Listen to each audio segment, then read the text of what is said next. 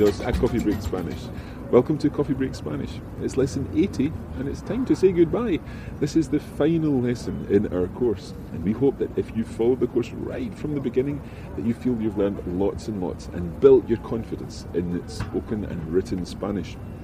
Now, Andrew and María-José will be saying goodbye to each other in this episode, and we'll be picking up on a few of the subjunctive points that we've come across over the past few weeks. We hope that you find this lesson useful, that you found the entire course really useful. Muchas gracias y hasta la próxima.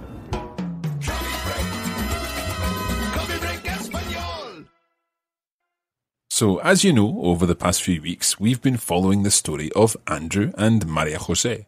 Andrew es inglés, es estudiante inglés que está en España para aprender español y ha conocido a María-José. Why did I say ha conocido a María-José, Cara? Because you're talking about a person? Exactly, it's the personal a. Ha conocido a María-José. He got to know María-José. And over the past few weeks, they've been getting to know each other a little better. Now, you may remember that last week, la semana pasada, María-José estaba en Madrid. She was in Madrid para una conferencia. And Andrew's friend, el amigo de Andrew, acababa de llegar. He had just arrived, porque él está también en España para aprender español. And Michael and Andrew were going to the ayuntamiento so that Michael could sign up for his course.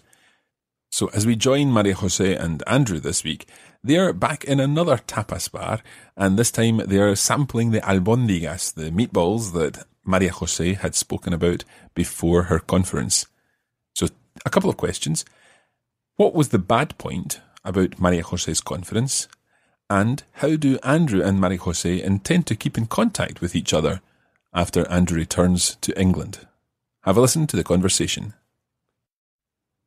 Tenías razón, estas albóndigas están riquísimas. Sí, te lo dije. Cuando estaba en Madrid, fuimos a un restaurante donde comimos unas tapas muy buenas, pero estas son mejores. ¿Y qué tal la conferencia? Bien, pero no conocía a mucha gente. Dime, ¿ya has hecho las maletas? No, todavía no. La verdad es que no quiero volver a Inglaterra. Me he divertido tanto aquí. Y tengo que decir que tu español se ha mejorado un montón. Por lo menos ahora entiendo lo que me dices, pues la mayoría del tiempo. Quiero darte las gracias por eso. Y por mucho más. ¿A qué hora sale el avión mañana? A las 11. ¿Me vas a acompañar al aeropuerto? Claro que sí. ¿Y cuándo vas a venir a verme en Inglaterra?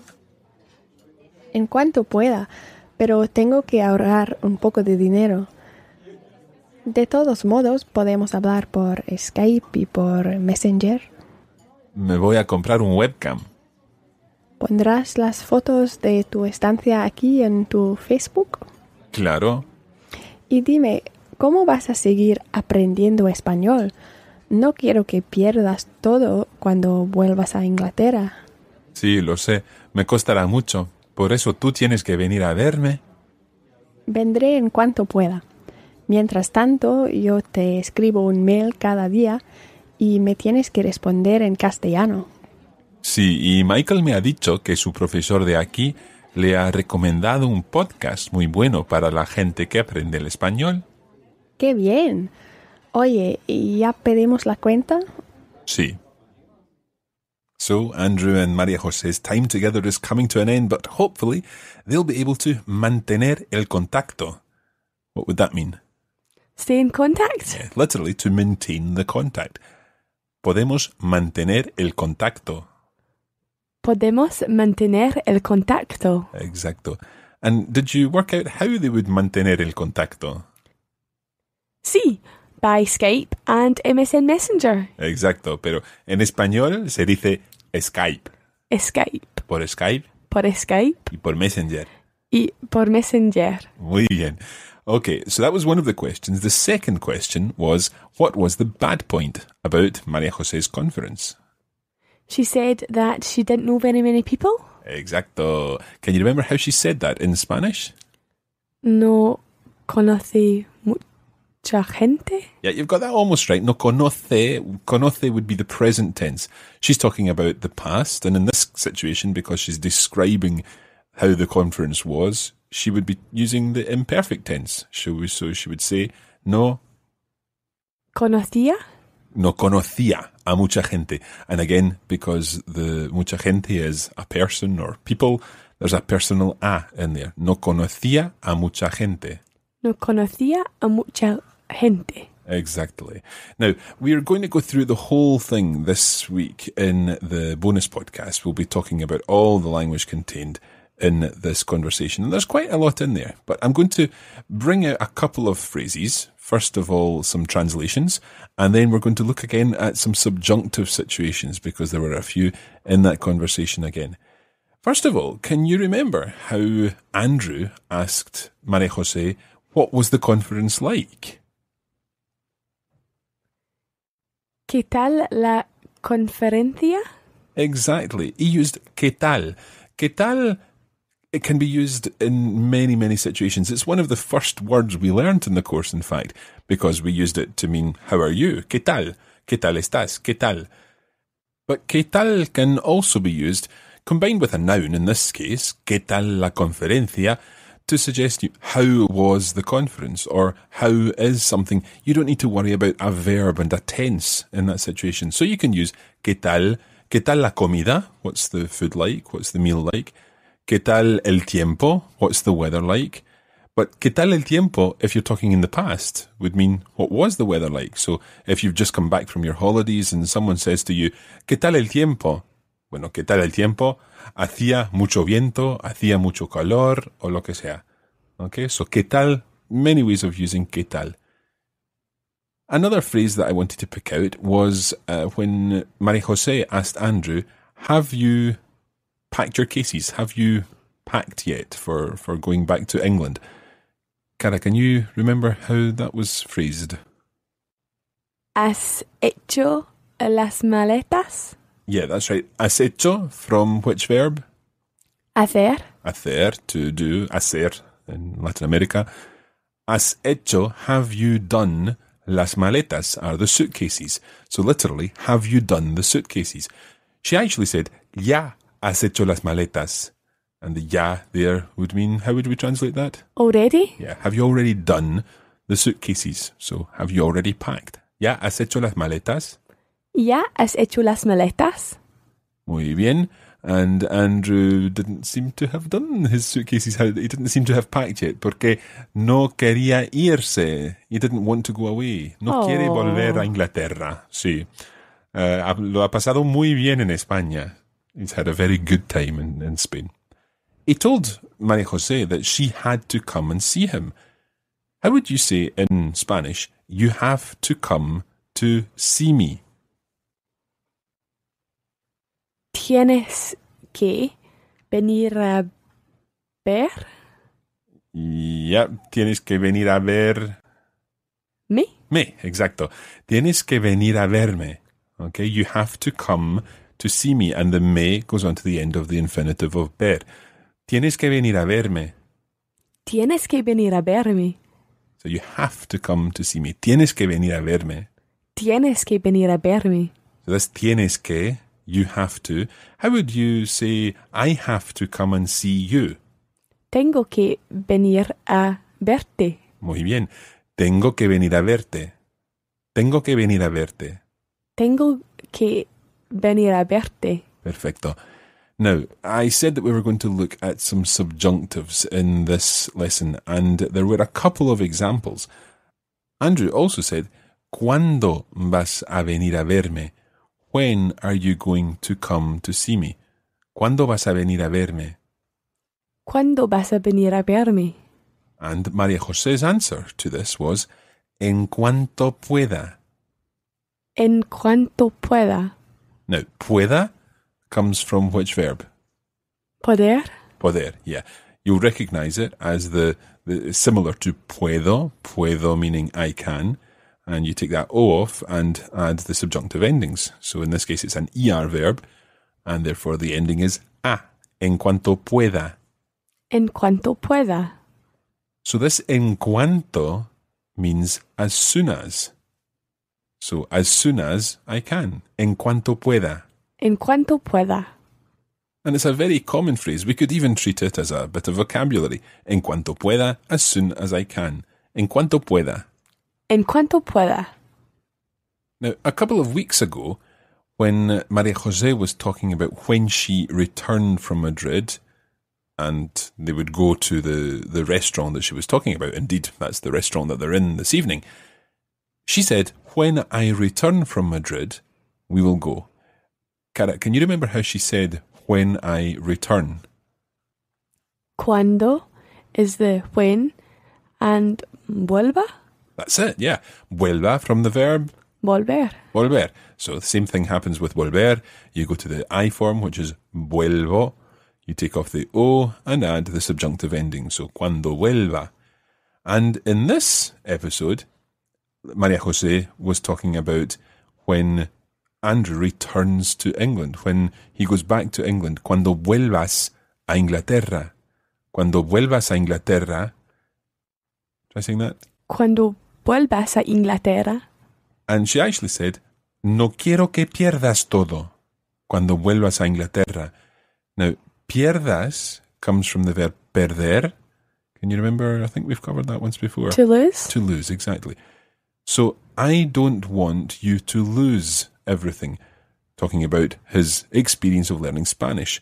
No quiero que pierdas todo. No quiero que pierdas todo. Exacto. So, pierdas, coming from perder, to lose. Again, going to the yo form of perder. Pierdo, taking off the O and adding the subjunctive endings. Pierda, pierdas, pierda. So in this case it becomes no quiero que pierdas todo. I don't want that you lose everything. Remember, in English we say I don't want you to lose everything. But in Spanish we need to say I don't want that you lose everything. And obviously she's talking about him forgetting his Spanish. No quiero que pierdas todo cuando vuelvas a Inglaterra. No quiero que pierdas todo cuando vuelvas a Inglaterra. So, in this conversation, we've come across three uses of the subjunctive. Firstly, en cuanto, so as soon as. So, as soon as I return. Cara, how would you say that? En cuanto vuelva. Uh-huh. We've also come across the cuando with the future, or cuando describing a future situation at least. When I return to England, for example. Cuando vuelva a Inglaterra. Cuando vuelva a Inglaterra. And we also came across the I don't want that you do something. So, no quiero que, in this situation, pierdas. No quiero que pierdas. No quiero que pierdas. Cara, how would you say I don't want you to sing? No quiero que cantes. Muy bien. No quiero que cantes. Normally cantas would be the to form, but because it's the subjunctive, it's the opposite ending. So cantes. No quiero que cantes. No quiero que cantes. Okay, and that could probably be a little refrain for coffee break Spanish lessons. No quiero que cantes. We've also had, over the past few weeks, we've had quizás. Quizás. And what does quizás mean? It means maybe. Maybe or perhaps. So quizás plus the subjunctive. Quizás sea una buena idea. Quizás sea una buena idea. Okay. We've had no creo que. No creo que. I don't think it's a good idea. No creo que sea una buena idea. No creo que sea una buena idea. We've had esperar que, to hope that.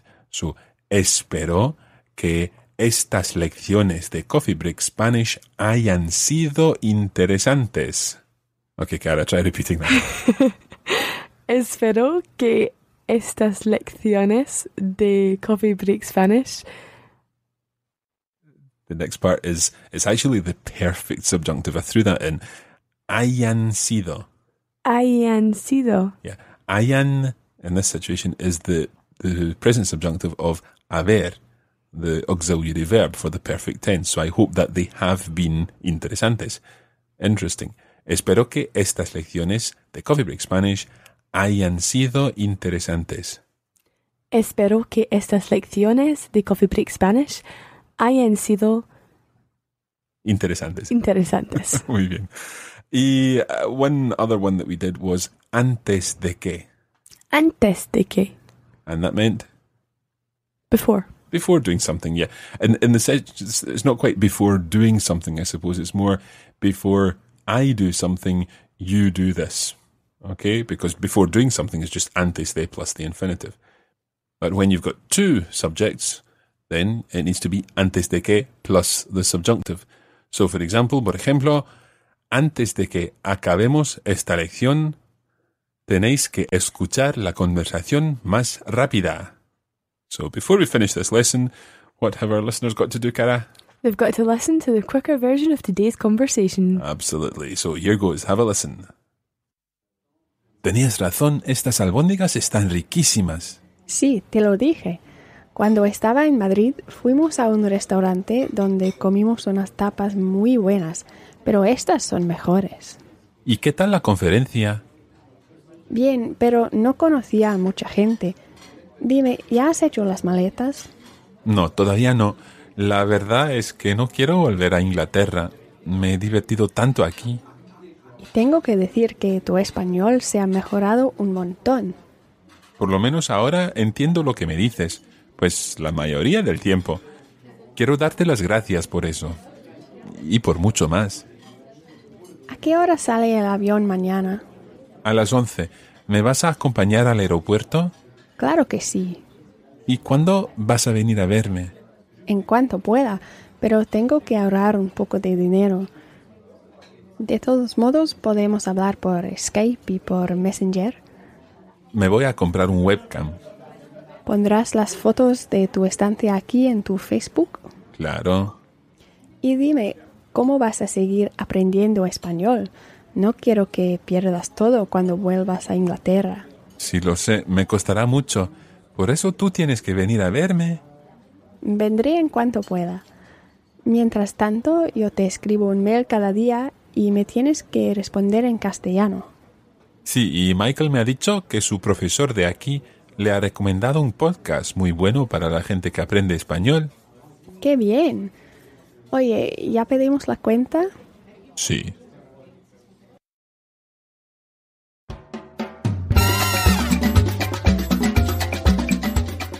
And that's where we're going to leave it today for this edition of Coffee Break Spanish. Thanks for joining us, and we hope it's been useful.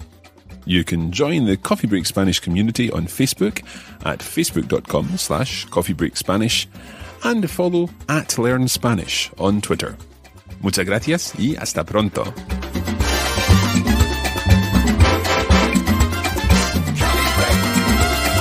Coffee Break Español. This is a production of the Radiolingua Network. Find out more at radiolingua.com.